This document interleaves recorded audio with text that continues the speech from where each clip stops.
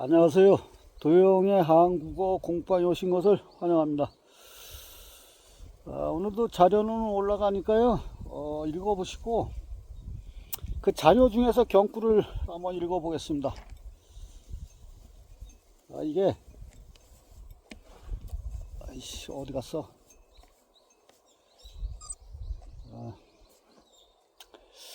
무엇을 하고 있든 간에 그것을 토털로 하라. 단순한 일도, 즉 목욕탕에 들어갈 때도 토털로 들어가는 것이 좋다. 샤워기 아래서 전 존재를 자기 위에 쏟아부어 보라. 쏟아지는 수많은 아름다운 물방울과 융합해 보라. 또 청소나 식사, 세탁, 산책, 그러한 것을 토털로 하면 명상 같은 것을 할 필요가 전혀 없다. 명상이라고는 것은 어떻게 하여 한 가지 일을 토털로 하는가를 배우는 하나의 방법에 지나지 않는다. 그렇게 되면 죽음을 두려워하지 않게 된다. 죽음 같은 것에 구애받지 마라. 지금 당신은 살아있다. 오르가즘이라는 것은 일종의 무심 상태이다. 그것은 거기에 마음이 없어졌을 때 일어난다. 그것은 당신이 순간 속에 토털로 있을 때 일어나는 것이다. 당신이 할 수 있는 것은 그것이 일어나는 것을 허용하는 것뿐이다. 낙원이라는 것은 뭔가 특별한 것이 아니다. 낙원이란 바로 지금 여기에서 자기 자신을 즐기는 능력을 말하는 것이다.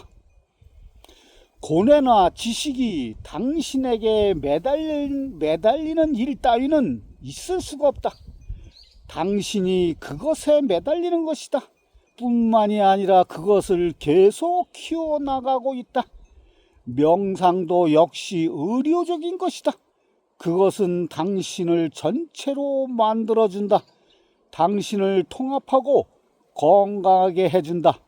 축적, 기억, 마음에 적어 넣는 일 따위가 아닌 단지 마음을 열고 귀를 기울여라. 음악을 듣는 것과 마찬가지로 새 소리에, 바람 소리에, 물소리에 귀를 기울이는 것과 마찬가지로 어떤 마음도 갖지 않고 단지 귀를 기울이는 것이다. 거기에 기억해야 할 것 따위는 없다. 잊어버린다고 하는 따위의 걱정은 하지 않아도 된다. 그것은 엑스터시를 유발하고 지복으로 충만해 있다. 우주는 하나의 광대한 상호 의존이다. 이 상호 의존이야말로 전체성이며 하느님인 것이다. 자, 잘 생각해 보세요. 이것이 이제 경구인데요. 오늘 날씨가 추우니까 그냥 이게 뭐 버벅거리네. 하여튼 어젠가 제가 유튜브를 보니까 어느 의사가 나와서 그렇게 얘기하더라고.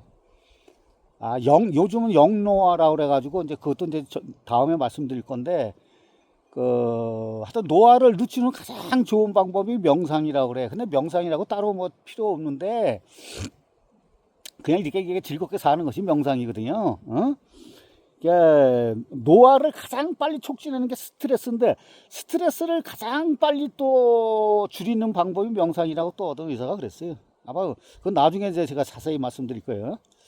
자, 오늘은 거짓말 시리즈 제 30탄이 되겠습니다. 30탄. 오늘은 유교의 경전과 변천사인데요. 유교의 학파를 보면 뭐 많아요. 이것도 뭐 훈고학이라든지 성리학이라든지 양명학, 고증학, 공양학 뭐 이게 무지무지 많아요. 그리고 유교의 경전은 성경현전의 주말이라고 해요. 그래서 여기서 성경현전의 경은 성인들의 저서를 얘기하는 거고, 전은 경의 주석을 단 것이라고 말합니다. 그래서 참고하셔서 보시고, 보통 유교의 경전은 십상경을 말해요. 십상경. 사서, 삼경, 육경을 통칭해서 십상경이라고 그러거든요. 사서는 우리가 알고 있듯이 뭐 논어대학 중용맹자, 삼경은 시경, 서경, 역경. 서경은 보통 상서라고도 하고 역경은 이제 우리가 알고 있는 주역을 얘기하는 거예요. 육경은 춘추 좌시전, 춘추 공양전, 춘추 공량전, 그다음에 예기 의례 주례, 이거는 이제 육경이라고 하고, 또 예기 의례 주례를 따로 뭐 삼례라고도 불러요. 그런 거 뭐 중요한 건 아닌데, 이게 다 저기예요. 공자가 저술한 게 아니라 주석을 따른 거야. 공자의 주석서야.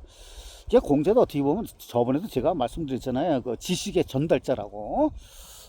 바울도 그렇고 모든 불교의 고승들도 그렇고 다 달마도 그렇고 다 저기 지식의 전달자예요. 전달자. 그리고 뭐 또 뭐 그 외에 뭐 주석서도 이거 무지 많죠. 뭐 수만 권 될 거 이게. 근데 이제 가장 유명한 게 이제 영락대제 때 발행한 영락 3대전이 있는데, 이게 뭐냐면 성리대전, 오경대전, 사서대전이 있는데, 그것이 이제 우리나라에 이제 수입이 된 거거든요. 근데 뭐 하도 주석서들은 뭐 기독교도 그렇고 불교도 그렇고 유교도 그렇고 어마어마하게 많아요. 예? 근데 이제 저번에도 말씀드렸을 거예요. 그 유교 경전은 공자의 주석서인데, 일본 학자들은 이 공자의 주석서를 인정을 안 해. 인정을 안 하고 어떻게 해야 유교를 공부해야 되냐면은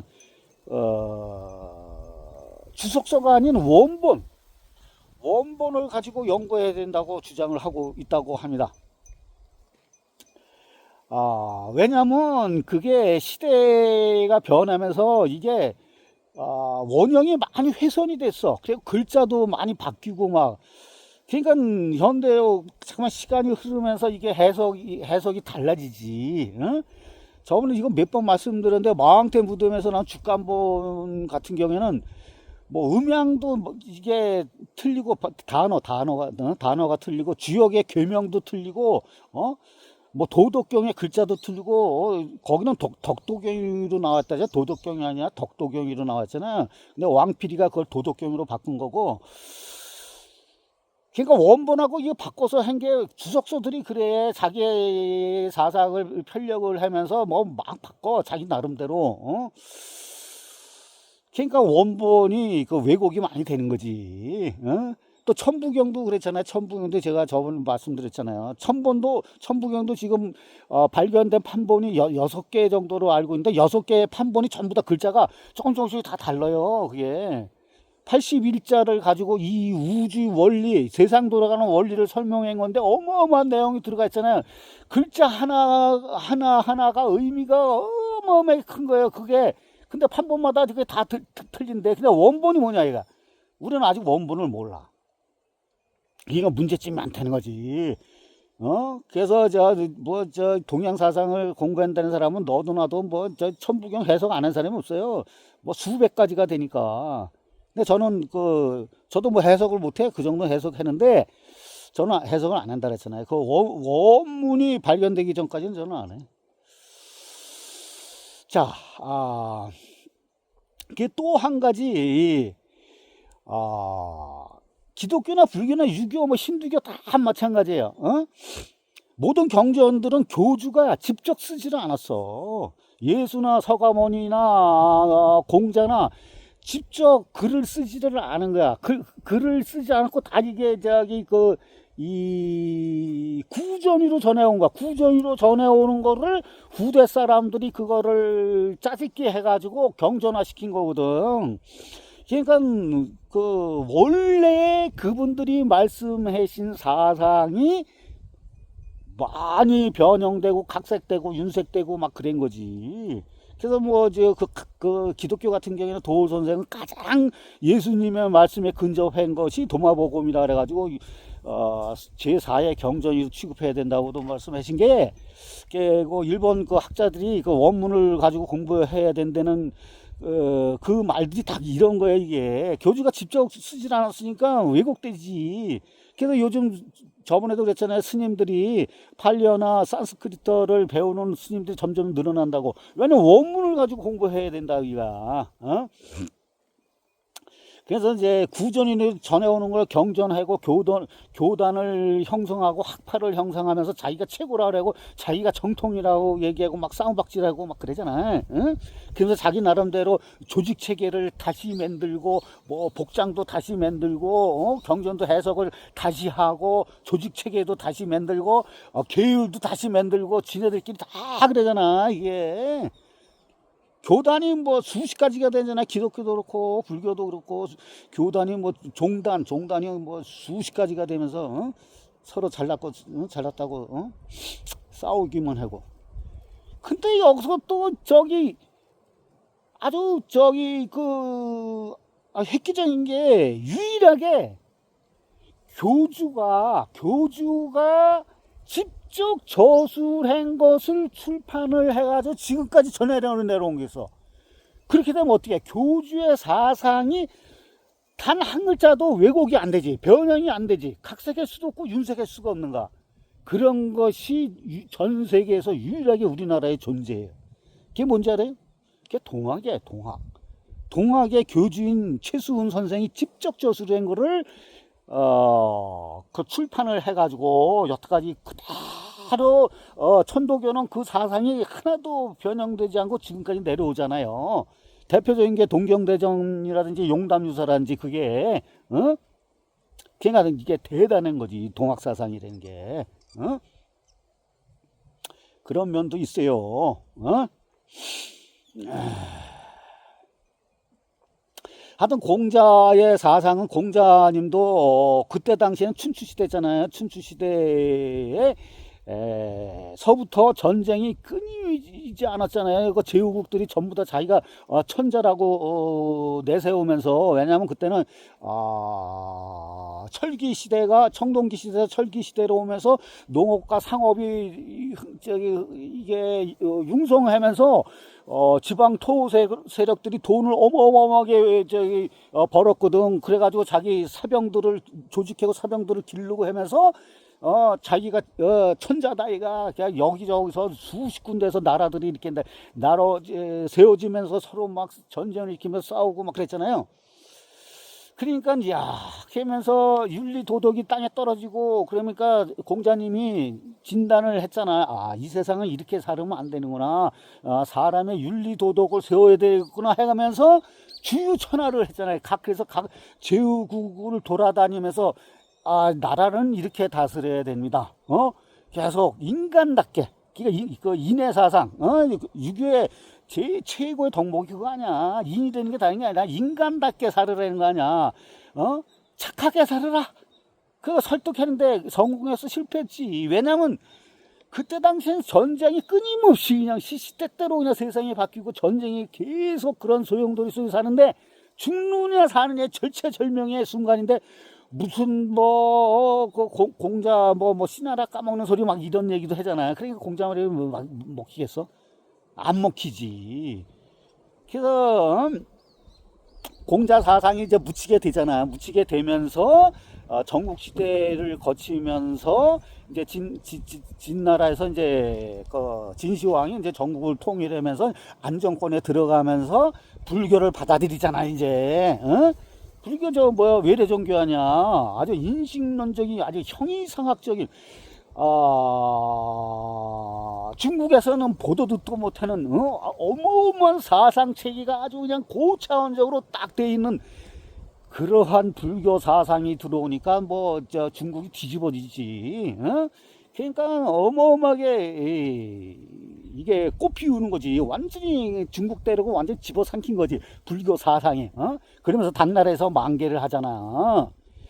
그때 등장한 것이 주의를 비롯한 주의를 비롯한 민족주의자들, 소장학파들이지. 이 사람들이 우리의 그 전통 사상도 있고 유교도 있고 다 있는데 왜 외래 사상인 불교를 우리가 믿어야 되냐? 그러면 안 된다 해가지고 저 조장 아파서 이거 주의가 새로운 불교에 대항하기 위해서 공자의 그 유교 사상에다가 인식론적인 형이상학적인 걸 집어넣은 거야. 그게 성리학이네, 성리학. 성과 리, 세상의 이치, 리, 어? 그러니까, 뭐, 저 공자의 그 예법이 뭐 3천 가지가 된다니까. 그러니까 이 조장학파들이 봤을 때는 너무 구시대 유물이고 너무 고리타분하다, 이가. 그러니까 이제 불교에 대항하려면 어떤 논리적인 체계가 있어야 되고 인식적인 사상이 있어야지 대항을 할 수가 있잖아요. 그래서 이제 민족 사상을 정립하고 불교에 대항을 하기 위해서 형이상학적인 사상 체계를 세운 거예요. 그러니까 성리학이라는 거죠. 하늘의 성품, 그걸 가지고 세상의 이치를 다스린다는 거 아니야, 이게. 공자의 사상에다 이제 성과 리의 하늘의 그 절대적인 명령 체계, 성리를 결합해서 성리학을 맺는 거야.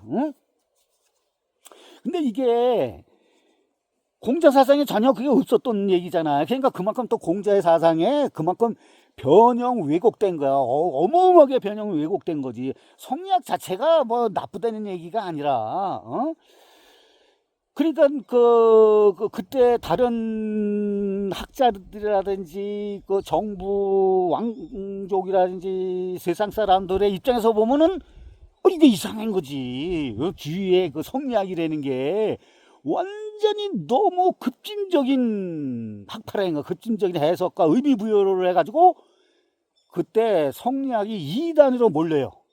2단위로 몰리면서 완전히 마탱이가 간 거죠. 마탱이가.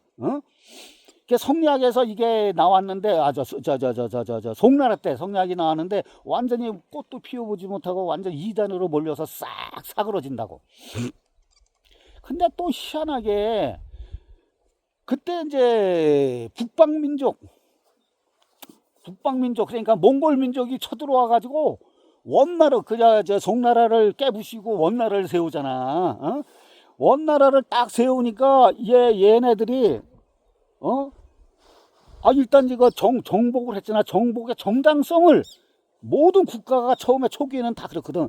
정당성을 확보를 해야 되잖아. 그래가지고 이 중국의 백성들한테 그걸 설명을 해야 될 거 아니야. 야, 내가 이래 가지고 니네들을 잘 살게 해주려고 내가 여기 쳐들어와 가지고 나라를 세웠다. 그러니까 니네들한테 잘 먹고 잘 행복하게 해주겠다 하면서 어떤 사상 체계, 국가의 이념 체계가 필요했던 거지. 그러면서 또 별개 새로 이런 체계가 들어오면 또 거부 반응 일어나잖아. 저 한족들이 중국에. 그러니까 걔네들이 찾은 거야. 찾다 보니까 자기네들의 구미의 입맛에 딱 맞는 것이 성리학이다, 이거야. 전통적으로 내려오는 거 말고 지네들은 북방민족이 쳐들어와가지고 정복을 했으니까 최신의 이론하고 지네들의 구미에 맞는 그 정복의 정당성을 찾다 보니까 성리학을 채택을 한 거야.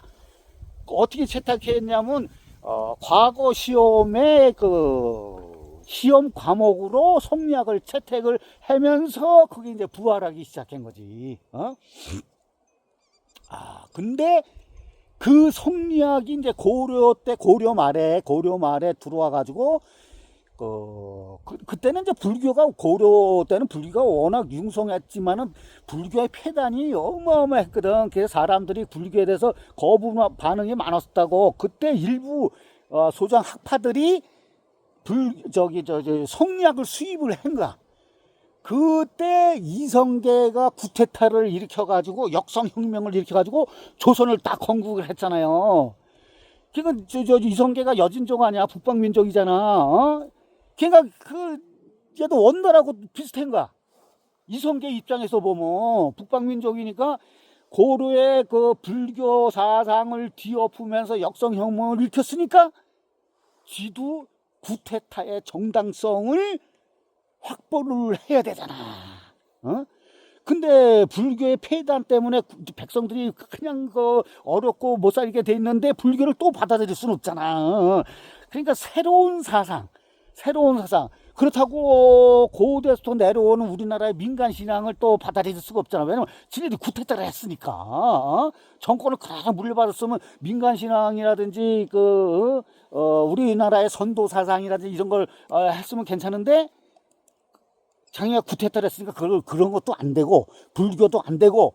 그러니까 찾다 보니까 원나라가 또 있잖아. 그렇게 했잖아. 그러니까 자기도 그거를 참고를 해가지고 새로운 국가 이념 체계를 확보하려고 찾다 보니까 성리학이 딱 눈에 띈 거예요. 저는 그렇게 생각을 해. 그래서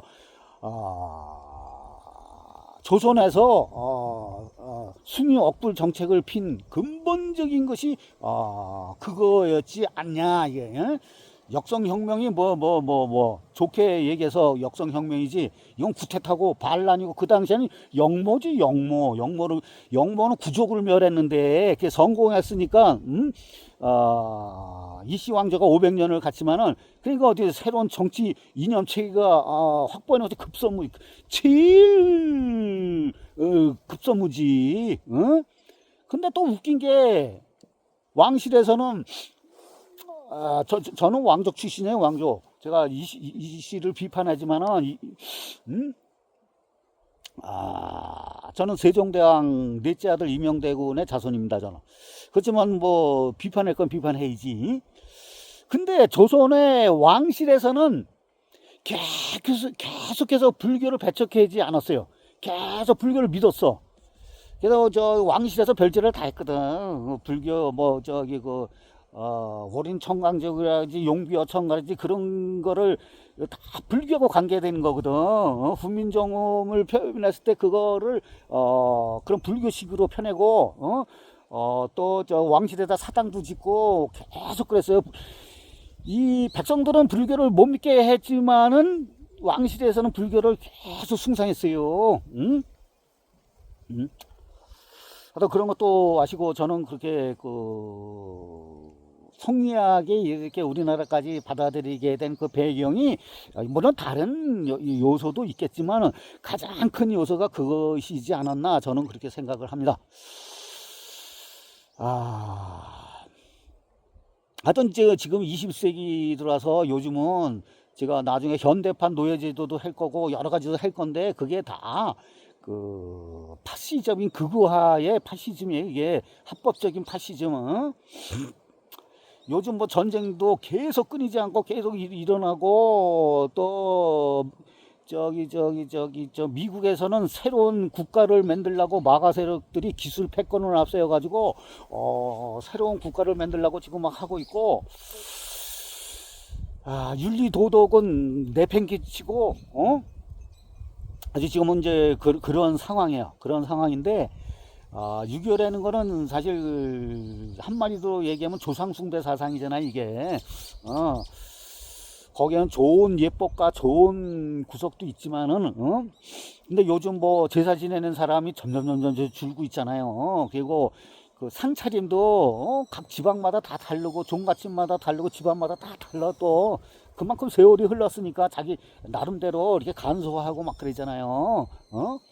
심지어는 제사상을 차려주는 업체까지도 등장하고 요즘 핵가족 시대니까 명절 때 휴가 가가지고 펜션이나 호텔에 가가지고 전화 한 통을 찌르 하면 와가지고 상을 차려줘. 그래서 지네 이렇게 하고 이렇게 놀고 그러잖아요 요즘은. 나는 제사 때 괜히 우울할 필요 없이 술 먹고 춤추고 노래 부르는 걸 나는 찬성을 해요. 우리 옛날 예법이 그랬어요. 고구려 백제 신라 시대 때 국가 행사 그런 제사나 집안 행사 때는 그랬거든. 국가 행사 때 무천 뭐 동맹 이런 거 할 때 국가 행사냐. 그때 나라에서 춤추고 술 마시고 춤추고 노래 부르고 막 그랬어요. 아주 좋은 거요 그게. 그리고 며칠 전에 문화일보에서 장상민 기자의 기사를 봤는데 26년 1월 29일자 기사예요. 우리나라 차례를 지내지 않는 인구가 63.9%나 된대요. 그 이유를 따져보니까 여행을 가기 위해서 차례를 안 지내는데 32.7%. 그리고 종교적인 이유 때문에 안 지내는 거 25.4%. 그러니까 인식이 감소된 게 25%. 그러니까 번거롭다 해가지고 14%. 비용이 부담된다 해서 2.7%. 이렇게 조사가 나왔어요. 63.9%가 지내지 않는다니까 뭐 거의 소멸된다고 봐야지. 그리고 귀향 인구, 인간 제사를 지내기 위해서 고향을 찾아가는 인구가 47.3%밖에 안 된대. 50%가 안 되는, 반이 안 되는 거지. 우리나라 인구의 반이 그러니까 고향을 안 찾아간다는 거지. 그러니까 제사는 뭐 말도 아니고 뭐. 그리고 제사를 제사 지내는 사람 중에서 간소하게 차례를 지내는 인구가 84.5%나 된대. 나머지 한 20% 정도는 뭐 종갓집이나 이게 그런 데나 이제 제대로 지내는 거고, 나머지는 뭐 그냥 대충 지내는 거지. 그리고 아까 얘기했듯이 호텔이나 펜션 가가지고 그걸 구매해서 지내는 인구도 뭐 통계적으로는 한 7% 정도 된대요. 하여튼 요즘 그 젊은 세대, MZ 세대 같은 경우는 유교의 경직성을 아주 안 좋아해. 그리고 조상 숭배의 그 연결점이 점점 사라지는 거예요. 자기 할아버지 이름 알아? 할아버지 이름 아는 사람 없어요? 젊은 사람들 중에서. 오히려 이 젊은 세대들은 요즘 인공지능 시대 아니야. 인공지능 시대니까 뭐 신이 됐건 구원이 됐건 뭐 영성이 됐건 뭐가 됐건 뭐 조상이 됐건 뭐 이런 데 관심이 없어요. 오히려 SF 영화 그런 게 판을 치고 있잖아. 그러니까 아스트랄계 차원의 문 채널링 이런 데 관심이 많아. 그래서 외계 문명과의 조우 이런 걸 꿈꿔 젊은 애들이. 무슨 신이 어떻고 조상이 어떻고 이런 거에 관심이 없어요. 하여튼 요즘은 그런다거나 또 더군다나 미국에서 마가 세력들이 기술 패권으로 옛날에는 2차 세계대전이 끝나고 미국이 산업 자본주의는 금융 자본주의를 앞세워가지고 세계 경찰국가 노릇을 했잖아요. 근데 2009년에 리먼 브라더스 사태가 터지면서 사람들이 이제는 안 되는구나 그걸 깨달은 거야.